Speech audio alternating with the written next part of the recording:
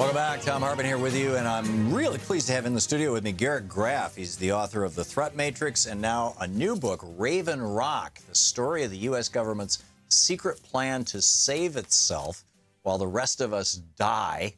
His website is Garrett Graff, GarrettGraff.com, and you can tweet him at Vermont GMG. And GMG? Yep. Garrett M. Graff? Yep. Okay, Garrett, welcome to the program. Thanks so much for having me. Welcome to the studio. Pull that microphone about 3 inches closer to you, and Sure. it'll work a whole lot better. Tell me about the Designated Survivor Program. So this book is the history of what are known as the continuity of government plans, or all of the weird stuff that would have happened during and after a nuclear attack, and then how the U.S. would have planned to rebuild and restart the country, the government, and our society. So presumably all this came out of the Cold War, came yeah, out of so these post-1950, basically? Yeah, so these plans began under Harry Truman, came up to present day. They still exist. Raven Rock, the title of the book, is the back of Pentagon bunker in Waynesboro, Pennsylvania, about 90 minutes north of us here in Washington. That is literally a hollowed out mountain. It is a bunker that could hold several thousand people, built in the 1940s and 1950s, and is a freestanding city inside of this mountain. I mean, everything still active. Still active. Are there people living there? There, no one lives there, but it's staffed. I mean, there are 3 shifts a day that come through that, 24 hours a day.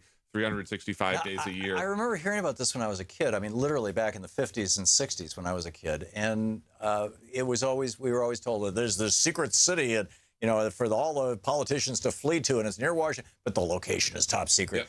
Yep. How long has the location of Raven Rock been known? Well, so there are 2 of these actually. There's Raven Rock in Pennsylvania, which is the Pentagon bunker, and then Mount Weather, which is the civilian government bunker, where the president, where the cabinet, where the Supreme Court, other government agencies. And that's near D.C. go. also. And that's about 80 minutes west of us in Berryville, Virginia. But they were part of. So those 2 still active today, still staffed today. But during the Cold War, there were more than 100 of these facilities scattered around Washington. One for basically every single government agency and department. So the State Department was going to go to this very bucolic cattle research farm in Front Royal, Virginia. The Federal Reserve had a bunker in Mount Pony, Virginia, down by Richmond, that had room both for its Fed chair, the Board of Governors, but then also held $4 billion in cash. That would have been the money that the country could have restarted its economy with after a nuclear attack. Wow. And when did this stuff go public? Well, so this has been trickling out, since the very first days of the Cold War. But this book is really the first attempt to bring it all together. All of these little tidbits that people have learned, little declassified documents that have trickled out over the years. Raven Rock and Mount Weather still considered secret facilities, sort of in the way that like Area 51 is. It's an acknowledged government facility, but no one gets to go inside, and we don't really know. They don't do guided tours. They don't do guided tours. Yeah, and I'm assuming they'll shoot you if you try to take one. Yeah, and in fact, as part of this, someone who was doing a piece on the book actually went up and tried to drive by Mount Weather, and was ushered away by the Mount Weather police. Oh, wow, amazing. So tell me about the post office's role in this, particularly in this era where we've got the bright new idea of the Republican Party, which started in 2006 when they put this thing into law that if you're that the post office had to set aside $5 billion a year for the next 10 years to fund the retirement health expenses of people who had not yet been born. Yeah. I mean, it was just a naked attempt to kneecap the post office so that FedEx and UPS, their lobbyists had been hard at work so they could pick up all that business. And so at the same time that the Republicans are trying to privatize the post office has actually got a lot of responsibility in this. Yeah, and this is where these plans are just so wacky and unexpected, where there's one set of this that deals with the literal minutes and hours around a nuclear attack. I mean, how the president would command our nuclear system, launch nuclear weapons, et cetera, et cetera. But then there's a whole other set of these plans about how the government would begin to rebuild. And so each government agency had, during the Cold War, a post-apocalyptic version of itself. And the post office was the agency through the Cold War that would have actually been in charge of registering the dead and figuring out who was left alive in the United States, because the post office had access and records of where people lived. The Department of Agriculture and would have been in charge of feeding the country, the rations and what food would have been in the fallout shelters. The IRS had all of its plans for how they would levy taxes on nuclear damaged property. But then these plans still exist in modern form with updated threats. So the post office isn't in charge of registering the dead. They are, though, the agency today tasked with distributing medical countermeasures in the event of a biological chemical attack or a public health pandemic. And so, which actually makes a lot of sense. Which makes a lot of sense. The post office is the only government agency that can touch every American's house in a given day. And so and does.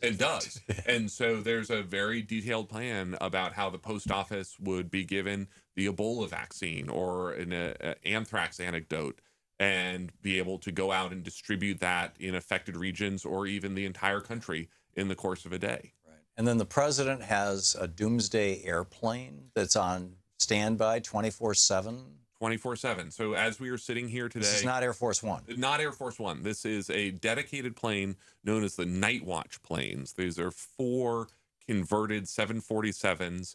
As we're sitting here right now, one of these planes is on the runway at Offutt Air Force Base in Omaha, Nebraska.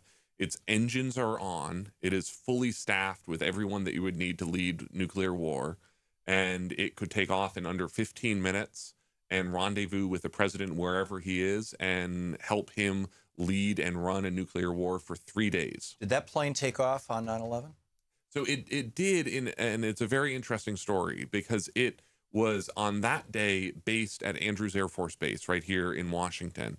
And it took off in the minutes after 9/11, the attacks first happened, and was part of the very initial moments of utter confusion because people saw this plane flying low over Washington, and that was what is believed to have caused some of the evacuation of the White House and other buildings as people saw this unexpected and unexplained plane flying over Washington, D.C. Remarkable. We just have a minute or so left. Before we're going to hit an absolute heartbreak. If our federal government is planning this carefully for nuclear war, does that increase the probability of nuclear war? So it's a fascinating part of this history because it's almost the opposite. It's that there's all of these interesting anecdotes that I tell in the book of presidents going through these exercises. I mean, really wrestling for the first time with how bad nuclear war would be. And I think it actually caused the opposite reaction, which was presidents went up in these doomsday planes, ran through nuclear war exercises, and were very chastened by that experience. Any evidence that experience has happened to Donald Trump? No, he has been briefed on these plans. He has said that he has found that a sobering experience, but he has not been through these exercises. At least that in the way that we know of. Wow, that's remarkable. And tell me about the D- plan and the Plan C. So these were the plans during the Cold War for what would happen after a nuclear attack, including basically the presidential dictatorship that would take over in the wake of a nuclear attack. The suspension of habeas corpus, the declaration of martial law, the J. Edgar Hoover's list of subversives who would be rounded up after the signing of what was known as the master arrest warrant, Are they still compiling lists of people to arrest? So we don't know how much of these Cold War plans have modern analogs, but we do know that plans like the Patriot Act were pre-written in the event of an emergency, and that there is this draft legislation sitting in safes in Washington, ready to be unveiled in the event of an emergency, and we don't really know what all of those plans are. It would cause America to cease to be a democracy and essentially become a kingdom, at least over a temporary period of time. Yeah. And the Patriot Act, I remember when it was rolled out, after 9/11, everybody was like, "Where the hell did this come from?" Oh no, this has been around for a long time. How far back does that go? So these go back all the way into the 1950s. Wow.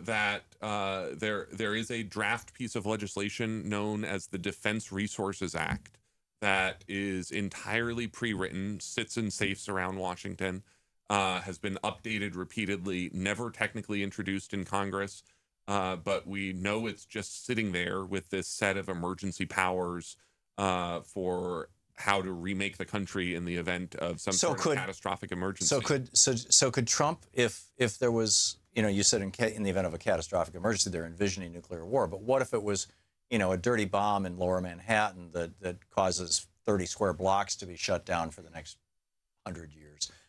Would that be enough for Trump to say, okay, that's it, no more democracy in America, and by the way, we're rounding up 100,000 activists? A presidential emergency is whatever a president declares it to be. And so Bush could have conceivably even done this with 9/11. Yeah, and so where these plans get really strange is we don't have a good sense. The most secret set of these plans is known as enduring constitutional government, ECG, and that's how the three branches of government would work together in an emergency like this.